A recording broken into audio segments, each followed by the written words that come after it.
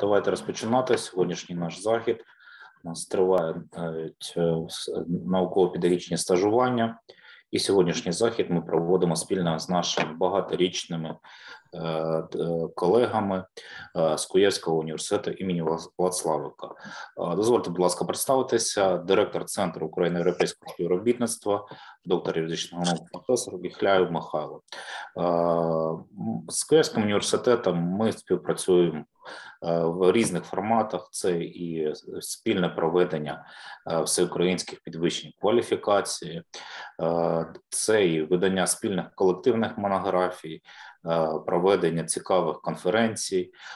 В часи до пандемії навіть представники окремих закладів вищої освіти України відвідували безпосередньо Вацлавик і стажувалися в очному форматі разом з викладачами Київського університету.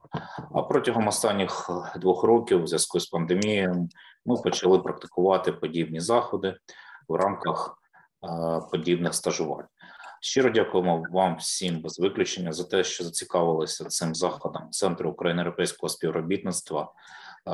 Відповідно, тим особам, які вступили члени Центру, теж особлива подяка.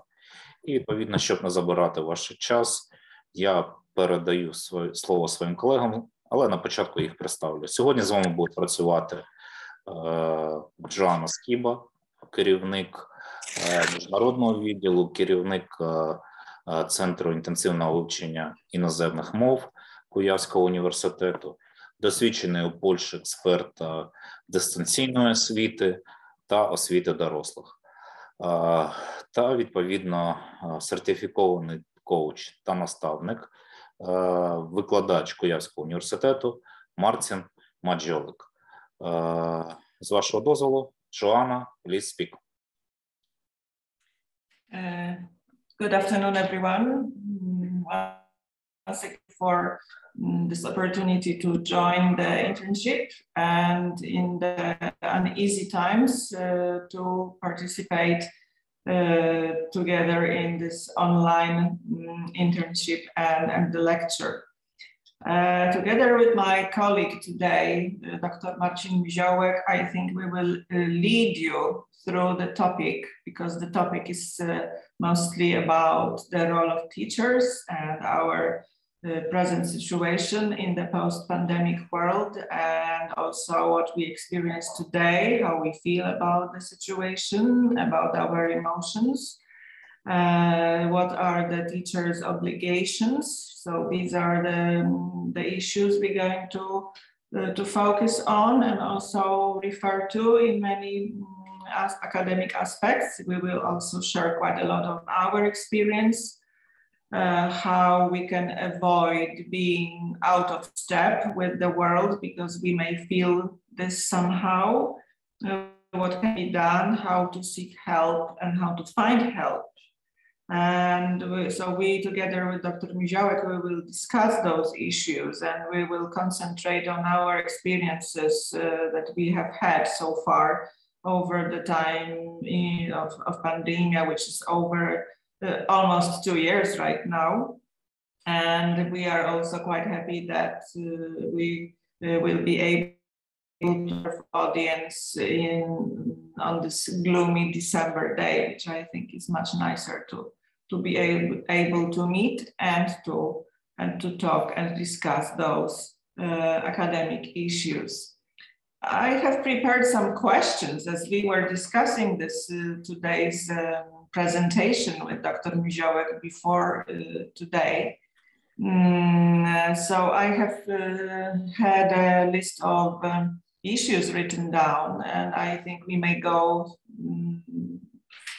one by one, or we may just focus on some important issues, and maybe in the meantime we will be asking you some yes/no questions if you want to join, because that's the simplest reaction and interaction that we can have with you online. There is no other way. My first issue that I would like to put forward is that the post-pandemic reality will become the new normal. So what are the main challenges that you see for the global situation, Marcin? Good afternoon, everybody. Thank you for having me here. Yes, to start this conversation with post-pandemic reality, which will become the new normal, I have to say that actually this pandemic time now has become a new normal for us. You know, when life before pandemic will never come back to the same stage as it was, as Joanna said, around 2 years ago. To be honest, when pandemic started, I had a chance to be in Thailand. I was coming back to Poland. So actually it was this moment that I left Poland. It was March, I think, February, March. I left Poland. It wasn't pandemic time. I came back to a different reality. And, you know, I work with people with their emotions, mental issues, mental cases. So coming back, I came back to a new reality. And we've been in this reality for almost 2 years. It is the new normal. We have to actually adjust somehow to do it. And what are the main challenges we see for the global situation? From my perspective, this is about emotions. A lot of fear around our, you know, daily routines at work, private lives. This is what we actually have to face, what we meet, what we see. So the first and then most important issue in this we cannot even say post-pandemic, it's still pandemic time. It is the issue that we have to look after ourselves, about our mental health, and we need to feel our self-importance. This is the first thing that I would raise as an issue for post-pandemic times. What about you, Joanna? Well, I think I totally agree that we have accepted, although the times are very strange and we still are facing the difficulties like wearing masks, the testing, and the regulations which change. For example, I work as an Erasmus coordinator as well at our university. So in 2020, everything just stopped. All my activities just stopped. I think it was just the beginning of March when a group of my teachers returned from Cyprus, and they returned on the last day before the borders were closed. So I was really scared that if something happens, like they miss the flight or they reschedule the flight or whatever, that there will be huge problems for a group of my teachers to be back, which fortunately wasn't the case. But anyway, and I remember also at the time, just maybe 2 or 3 weeks before, mid-February, I was in Sri Lanka, and it is Asia, obviously, and people were wearing masks everywhere there. But I just thought to myself, well, this is Asia. This is happening, but this is here only in this part of the world, and it's not going to be anywhere else. And how wrong I was, I just got convinced a few weeks later. So what can we do? Well, we have accepted this new way of life, although I know my own feelings. If I can talk about them, I think yes, why not? Sometimes I wake up, as I wake up every day, and I think, well, I hope it's over today. And I just feel maybe it's over today, and it's not over. And it's not over. I'm waiting for this, maybe for something like a global announcement that this is over. And I think it will be a relief for me that it is over, but it's not. So some days I feel that I'm disappointed when it's not over, and I feel that I'm fighting against it. But well, I'm just an individual. What can I do? I have to accept and adjust. But as you said, we have accepted our lives in the new normal, and we have accepted all the challenges as the situation we are facing now, as we are not meeting anywhere in a nice surroundings, in a nice place like in Ukraine or in Poland, face to face. We are having this online internship lecture, and we have been having them for a long time, and we've been teaching online. We've been having parties online. We've been having fitness activities online. So we have moved our life to a new concept. So this is a challenge, but we see that we are adaptable as people. We can somehow change our role. Well, I mean the role, like we are, all of us are teachers, or academic teachers, or secondary school teachers. So we are all teachers, and we have had no other option, no other choice, only to accept the situation and to follow the rules, as we say. This, as I sometimes also say, it's a new world, it's the new normal. I don't know, there is a title in my presentation, something like the post-pandemic world. I don't know, maybe post-pandemic will never come, or maybe I'm wrong. It's very, very, very difficult to decide, but I think this shows the power of human nature, that we have adapted ourselves to the situation with the best we can, using all the resources that are available, using technology and using financial resources that are at hand, and we sometimes we struggle, but we go on. So I think it's quite difficult, but it's possible. So I would like to have my second point, which is what will be the educator's role in guiding students, Marcin? Okay, this is quite actually a big one, a very important issue. You know, the role of educators. We are all teachers, academic teachers. We meet students. You know, I always see the role of a teacher, you know, being a kind of let's say, it's about multitasking. It is. But I think that the biggest task is either yet to come or has already come. And this is actually being a kind of a psychologist for our students, for people we meet, because, you know, the level of empathy has to rise a bit. You know, we have to see that the pandemic has influenced everybody, and especially young students. I mean, especially, you know, I want to emphasize that because they are young guys trying to find their way in life. So we have to be great listeners now.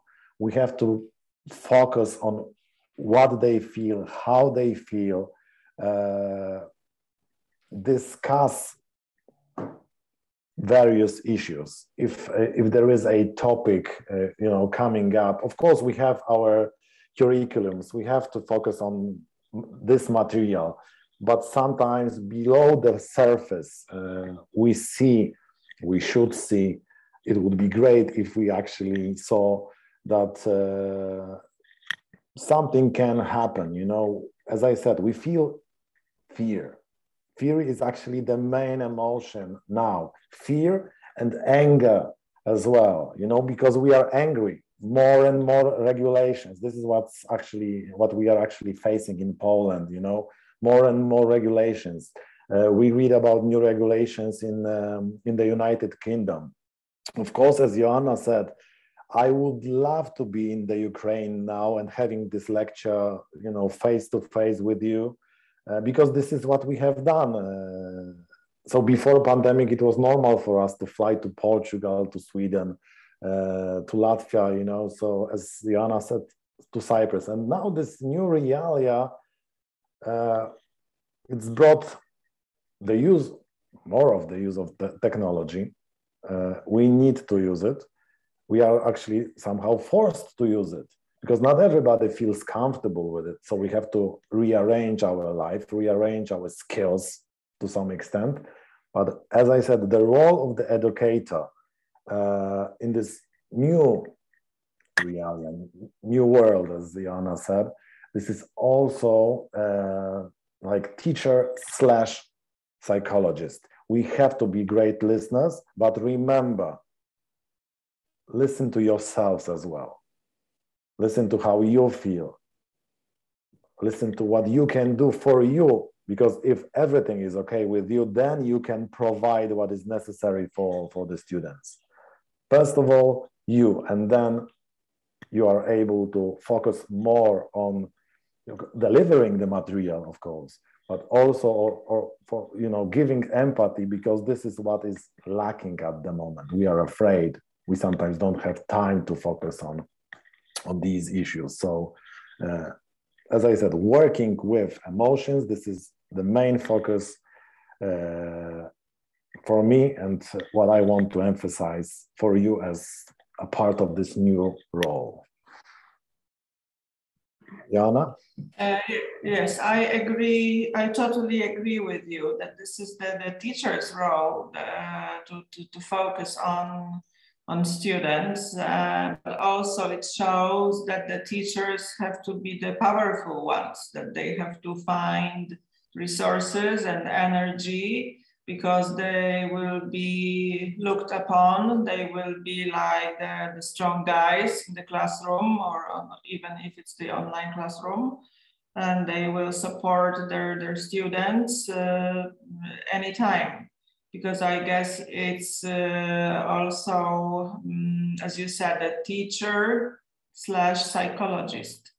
We are often in situations when we see that our students, our younger pupils, need psychological support because they feel out of step. They feel out of step with reality. Somehow we also have to consider the domestic situation of those students. So those students may have experienced some violence at home, as more members of families are at home actually with them. So they may have some problems of abuse at home. So I think it's also layering on them. So it's not only learning, it's not only that it's online learning, which is not easy. Talking about the online learning and its general psychological characteristic, I can say it's without time limits, because it's like you sit down at the computer and you continue listen as a student, as you continue to listen to lectures, to classes, and even if there are breaks, they seem to be built into your sitting at your chair time, and you don't have any breathing space, as you do not go out so much. Well, maybe I don't know exactly the situation in Ukraine about schools or universities. In Poland, luckily, most education is returning to face-to-face. So students, as I watch my younger daughter at home now, she's 13 and she's enjoying school so much that has never been the case. Well, she's joining all activities outside the school curriculum just to meet her friends, just to go out, because she needs so much. And she has very good teachers, so she's lucky. She has teachers who support her. She has teachers who guide her. And I feel this is also the teacher's role to be the rock, the solid rock for the students, and to help the students overcome the fears. As Marcin said, fear is the strongest emotion, and I feel we have this fear almost every day now, as we've heard of the new mutation of the virus in Africa, and the following regulations that have been changing globally. So it's like a constant craze. We have been pressurized so much that it's hard to focus on anything but fear. So I agree completely. This is the teacher's role, to guide them, to focus on them, and to create grounds for the mental health of the students. My next issue that I want to raise is facing society again, as we are somehow opening up a bit. So what are the main aspects of that issue? What should we bear in mind of facing society again, Marcin? It is a difficult topic. Facing society again. I want to point out that in Poland we are somehow divided. Many people are against vaccinations, and many people are for vaccination. So this is actually, you know, we have like black and white, you know, fighting. You face this, you are asked whether you have been vaccinated already or not. You know, you have, like, you come back to a world full of arguments, the clash, which is actually a continuous situation since the very beginning of pandemic. In Poland, you know, some people are for regulations, some people are against that. So you are facing a society where you can, sometimes you can feel, I feel at home here, because the world, my friends, my family, they give me the feedback I need. They are on the same side as I am. They are for vaccination. But then you can go somewhere and feel like an alien, because if you are on this side, you face society which is against this idea.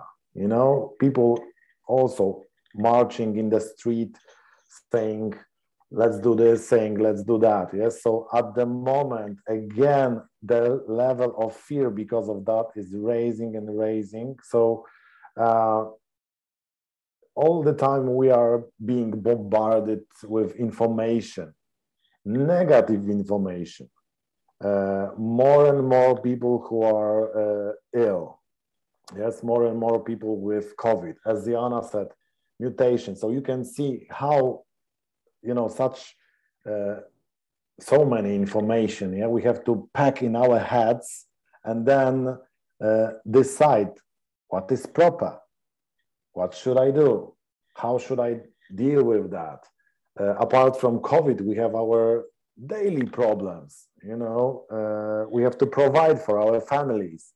So this new society that we are facing a society of people who are struggling, who are facing something which we, to be honest, haven't faced.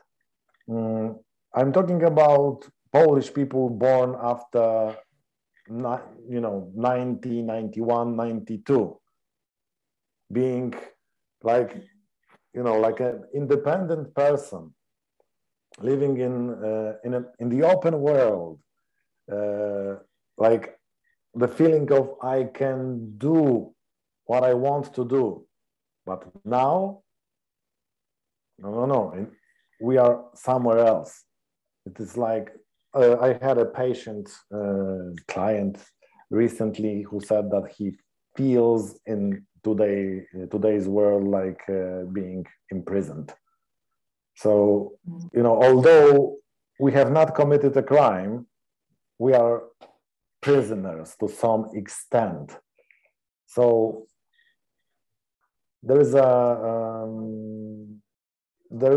again a great responsibility that we have as teachers, because we are role models as well. It's not only about the material that we give, it's also about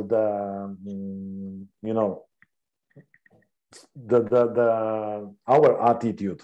Students look up at us and they also grasp what we give them. It's not only the material, it's our attitude, it's how we feel, what are the emotions that we actually share with them. So if again, the society that we are facing has influence on us, and it always has some influence, then we need to be careful what we also give to other people and what we share with them. Yes, thank you, Marcin. I think it's also a very important issue that you mentioned, but it's also showing the amount of pressure on us as teachers, as academic teachers, to support our students, and also to not to get mad finally in the reality full of regulations, of vaccine movement, anti-vaccine movements, of the loads of information that we are facing every day in the news. Maybe sometimes it will be much better not to read the news and follow the news at all. Maybe I try to do that from time to time, have a day one day in the week and not follow the news, because but I really have to, because many of my teachers are traveling this year, so I will be up to date with the regulations if I want or not. As you said, some of us may feel like prisoners, and this is very, very true. These are the aspects that are creating the common grounds for most of us, not only teachers, but also I think for everybody around. So it's not easy to be a teacher right now, and I think it's not easy to be so strong, because the times are really so unstable. And so it shows the importance of a very strong grounds, of very strong mental base and mental health. So we need to maybe practice some kind of mental support activities. If I may suggest some, it's like exercise, sport, which is quite simple, but it helps. I do that and it really helps a lot. If you feel like it may be yoga, if you are into more like relaxation activities, it may be more like fitness or running. It's also one of the options to share. Many people also seek professional help, so they enter into therapy programs, either online or face-to-face. Because it's just too much for them to bear, and it's too much for them to solve and face themselves. So the professional therapy, I guess, it's also one of the ways. Just a few days ago, I read about one simple method, which is it's called a mental box. That's the simple name. So you just have a box, any kind of box, where you put your fears written down on paper, on small pieces of paper. Like every fear goes on a separate paper. So you write those fears on paper, and you put them in the box, and you close the box. It's like it's like symbolizing that you forget about them. I don't know. Maybe it helps to some extent. I know it's if people are really sick, it will never help. If people are really suffering and going through some mental disorder, it will not help. But maybe for some, in some cases, the mental box may be helpful. Some people also suggest doing something like writing a gratitude journal. So the things you are grateful for, and writing this journal every day. Writing even a single thing that you are grateful for every day. Maybe it helps, it's a solution. Maybe it's also a solution for our students if we want to help them, because we are stronger. Maybe because it comes, the strength comes with age, because we have our jobs, we have many duties, and we have some other issues which are maybe more important to us. Also, I think facing those fears and social anxiety. This is our next issue, Marcin. So how to overcome the social anxiety, the uneasiness?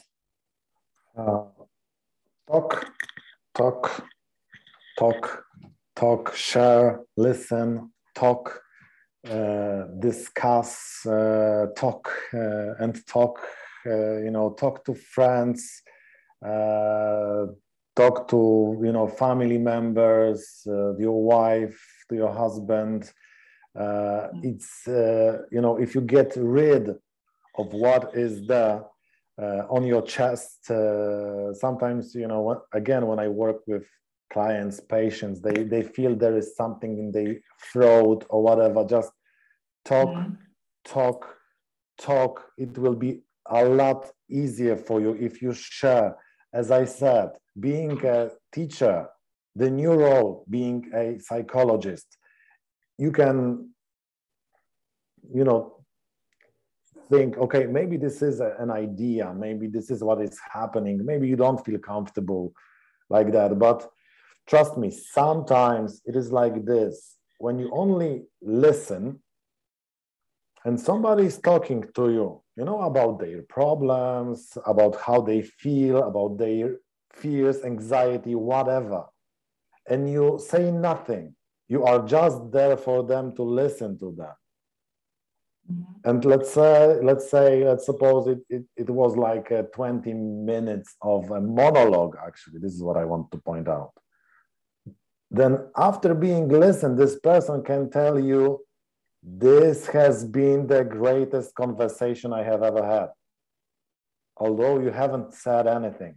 Why is that so? Because you actually made it easier for that person not to, be a kind of a container who has to, put all the things inside in a confined space that a body is, but you let them actually go with the flow and say what's bothering them. Sometimes it is like that when you have a problem or an issue. Until you say it, until you name it, or until, as Joanna said, this is a great thing to write something. It doesn't, appeal to everybody. If you feel like doing it, do it. Until it's done, the problem or the issue may be felt as something huge, enormous. But after saying that, you can feel it was a minor issue. So just as I said, talk, share your feelings. Don't put them just for yourselves inside of you. Look after yourselves. And avoid people, okay, so sorry to say that, but it's good to avoid people who give you negative feedback. What is this negative feedback? It's like when somebody says, oh yes, you are in trouble. No, this is terrible. Yeah. Okay, I don't know what you're going to do with that. it may be funny, it may sound funny, but it actually happens. Yes. The best friend is a friend who listens to you and doesn't give you advice or doesn't put you down saying, oh, it's terrible.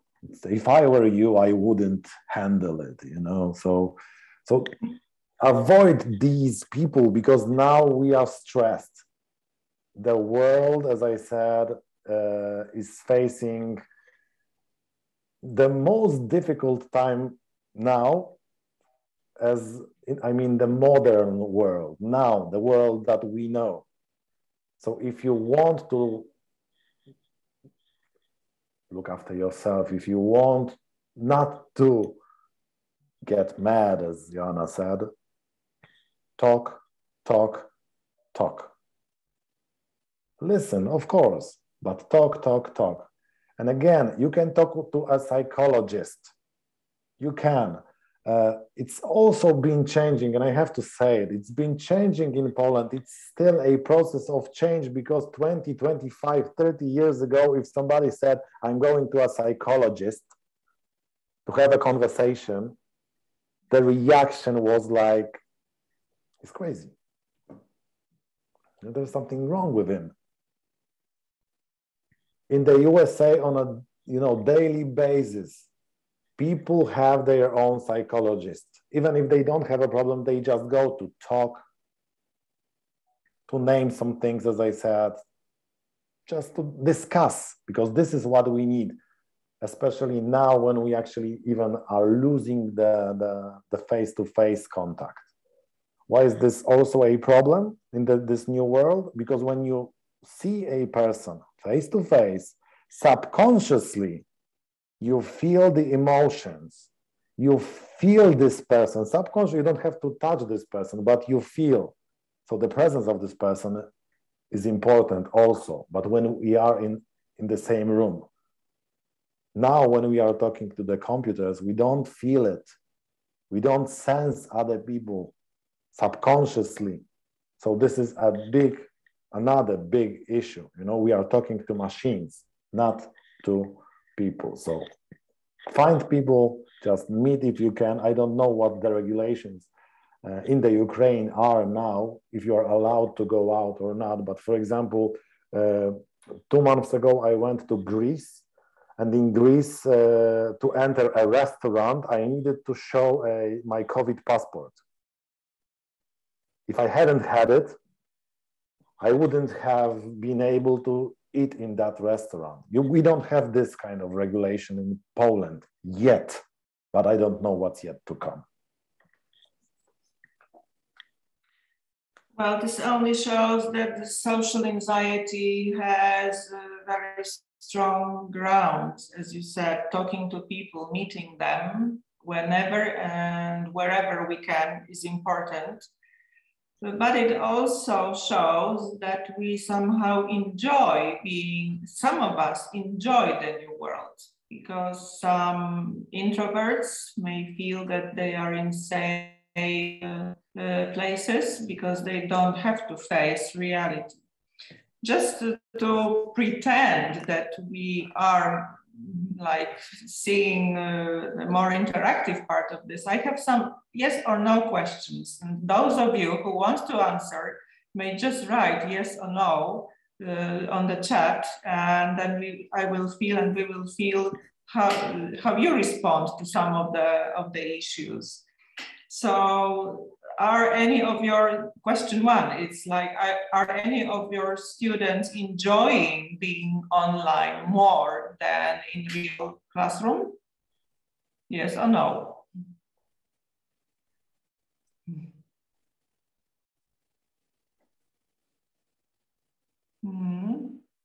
Yes, answers yes, which is I think quite true. And do you feel that they have some social fears? I mean, your students, do they have social fears?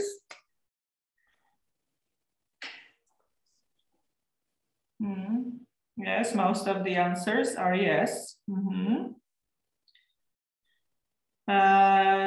are you convinced that the professional therapy can help the students?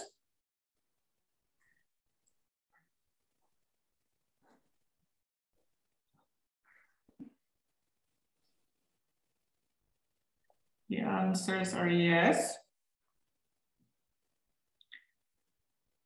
Do you agree if I say that we cannot get rid of the virus completely? Do you agree with this, that it's like going to stay with us?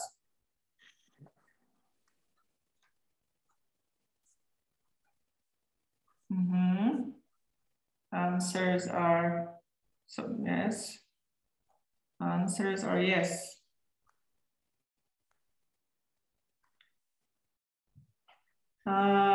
Do you do any relaxation techniques like sport, meditation, yoga to help you relieve stress?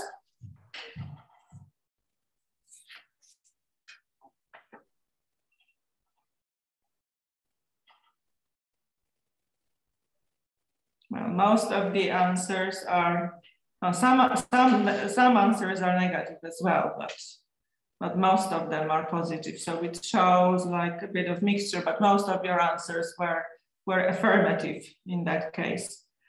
Let me ask one more question, and I think I've got two more questions to go.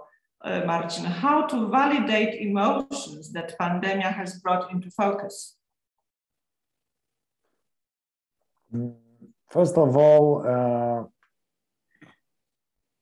now we have finally, and I really want to say finally, started to talk about emotions. In modern times, materialistic times, emotions were not important or are not important, you know? So now this topic is trying, and I'm still trying to, I still want to show it, like the topic of emotion is trying to appear, is coming up bit by bit. We are more aware of emotions. Again, from my own experience, many times, and this is actually a question I can give you, you don't have to write it on the chat box, in the chat box, but what emotions are you feeling right now? What emotions are you feeling regarding pandemic? And, you know, if we think about it, it's from the head. If we try to feel it, what's deep inside, it is more about our feelings. But what I have noticed is that many people, many patients who come to me, they have problems naming the emotions. They have problems saying what they are actually feeling, you know, and very often, or maybe not very often, but often, this is a question that they ask me. Do you have any lists of emotions so that I could read and then tell you what I feel? So this is what actually happens, yes? We weren't used to talking about emotions, about what we feel. Sometimes we, you know, we were afraid of saying what we actually feel. So now, this is what has been actually this new reality as well. We are trying to feel what we feel. So this is actually what's on now. So maybe the pandemic situation has brought up those issues which were somehow deep in our thoughts, deep in our minds, and has opened some of the boxes, and we may not be enjoying the content of most of the boxes, but we have to, because there is no other way. And as teachers, we know that we are somehow taking the role models, and we need to be the strong ones who may somehow also suffer, but we should not maybe show it, and this is also quite difficult for us. I think the issue of validating emotions, like naming them and also working on them, also shows the importance of therapy, of seeking therapy.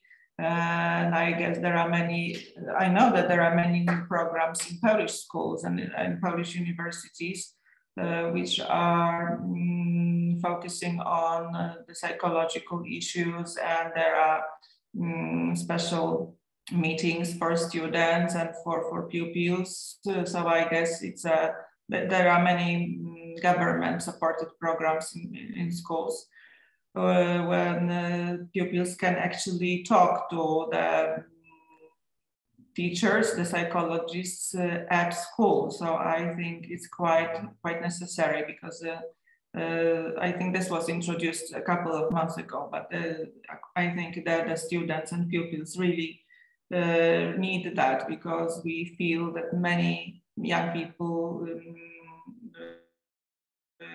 easily, also because of the time spent online, the time spent with their phones and laptops, which is not giving them any change of scenery, which is needed so much in the present world. Exactly. My last and final question. Sorry, Anna. Yes, because I want to add something. You know, we can see now how really the life has changed. How much time we spent outside when we were just young kids, and how much time they spend now. And just one thing. Apart from being a teacher or a coach working with mentally with people, I am also a psycho-oncologist. So I work with people who are ill, and let's say, you know, it is cancer. What struck me actually, is that more and more young people, younger and younger, also have, you know, are ill. It is cancer. This is a very serious disease. So also it shows, or it gives me this feeling that we need to focus more on our feelings. When we were younger, we just went outside, we, you know, played football, we ran, we did a lot of activities. As you said, Joanna, sport is a kind of a tool that we can use to get rid of something that's bothering us. We did that, and it was natural for us. Now, you know, what can you do? You can play games. That's why it is so important to talk to students, also ask them what they do, try to be a kind of even provider who gives them some hints what to do and how to deal with the stress they are facing. So this again shows how important it is for teachers to try to be a psychologist, to have eyes widely open to the classroom, and to try to understand those emotions of the classroom. The pandemic has brought the issue of the disappearing students. First of all, they disappeared from the online classroom because it was easier, let's say, not to show the face on the screen, because they didn't want to, because they were wearing a mask all day and they were not combing their hair, and etc., etc. So we know those situations, and finally they disappeared completely because they did not log into the classes because they didn't want to, because they were sleeping, playing games, or doing something else. And even now, this is the issue of the disappearing students, that they just simply don't care. Maybe it's a modern attitude of which is called "I don't care." And this, I think, pandemic situation has also stressed this more in younger generations. And I think it's very sad, but it's one of the prices we will have to finally pay for that.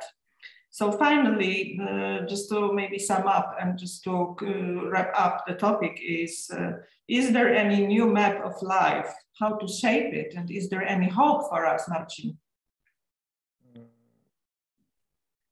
There is always hope. And is there a new map? I think that, again, everybody has to find his or her own map and follow his or her own path, because there is nobody who can tell you how to live your life. Nobody who can tell you do this or do that and it will solve your problems. It's like, trust yourselves, find the answers in yourselves, because the questions are also within yourselves. And this is actually the key. When I work with people, I always ask them open questions. Even it's not about, do you feel fear? Because this is a closed question. Yes, I ask, what do you feel? What can you do with that? So this is also what you can ask students. But first of all, ask this to yourselves. What can I do? How do I feel? Sometimes actually facing our fears, I said sometimes, it is difficult. It's a very difficult task. But then you can create the new map, as Joanna said, the new map which will actually show you the way to the point where you want to be. But in this point where you are now, this is also the best point in which you can be. Don't postpone making decisions that, I will do something next year, New Year's resolutions, for example. This is what people tend to do. Yeah, New Year's resolution.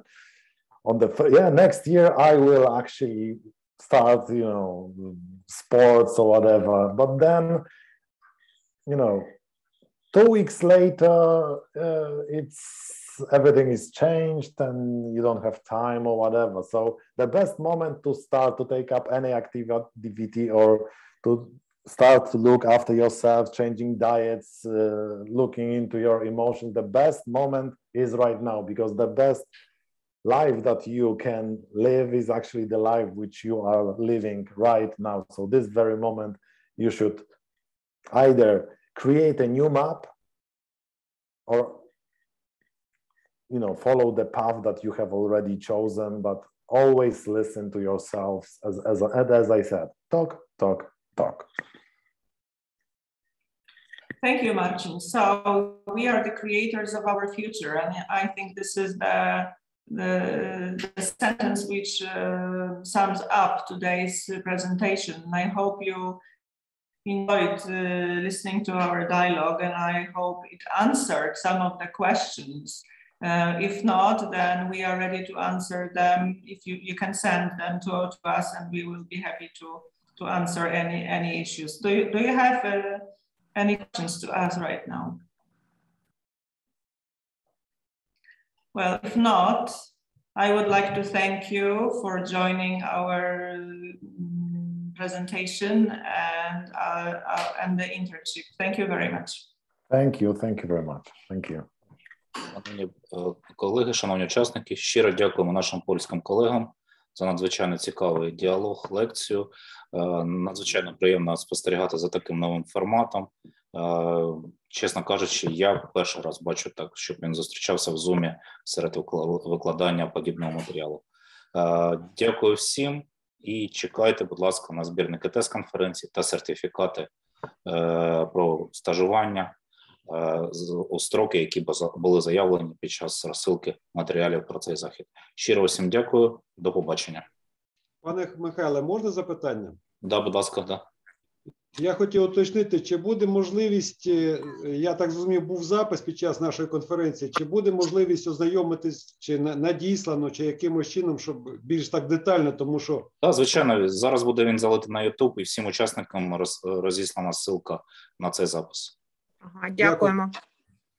Дякую вам, до побачення. Дякую, до побачення. До побачення. До побачення. До побачення.